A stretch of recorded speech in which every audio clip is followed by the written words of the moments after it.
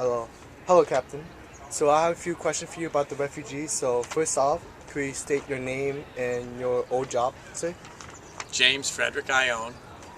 I was a captain in the United States Navy, and now I'm the senior naval science instructor at Pacifica High School. Thank you, sir. So first off, to start with the questions, can I ask you, how do you describe the word refugee?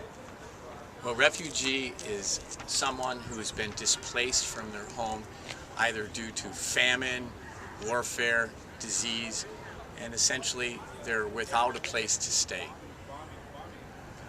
What is the Universal Declaration of Human Rights? Well, the Universal Declaration of Human Rights was part of the UN in 1948.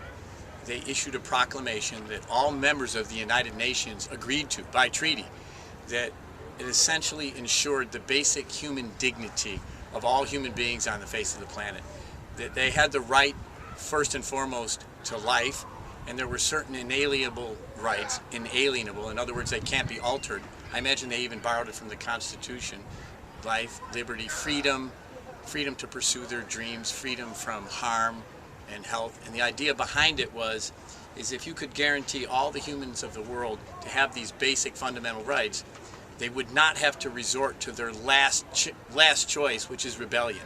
Meaning, when you take away the dignity of a human being and there's nothing left, they have no other choice but rebellion, which certainly leads to warfare and more strife. How are individuals held accountable for crimes under international law? Well, crimes under international law are usually adjudicated within the World Court at The Hague. Now, certainly, when the international arena, though, and most people don't understand this, power is what prevails. The rule of law is what we all strive for, but behind that there has to be some type of enforcement. And since there's no world government or anything, it essentially takes the governments of the world to get behind the idea. And that's why you see in our own country today, when for instance, ISIS is running out of control in the Middle East, they try to build coalitions, because coalitions give legitimacy to your cause.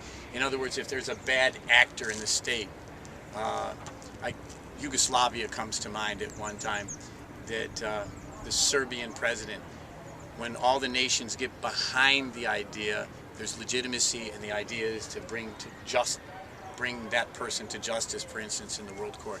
But it does not always work, certainly, because many nations have different ideas about what crimes against humanity are.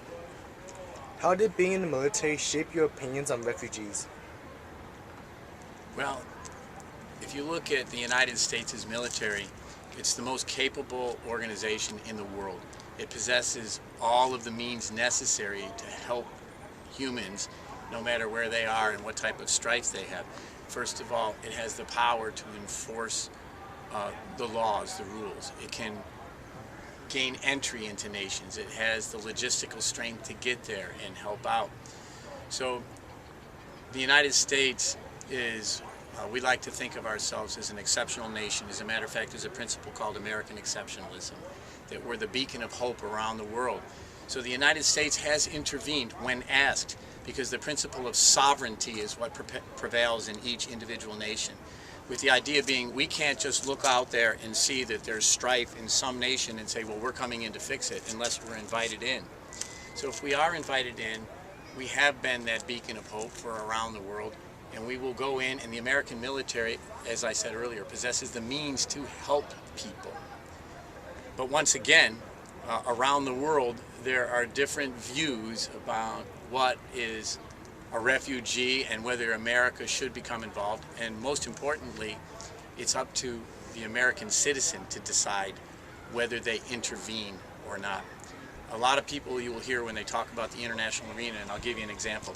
People would say that the United States is friends with Canada. The United States is friends with Great Britain, friends with Israel, friends with Australia.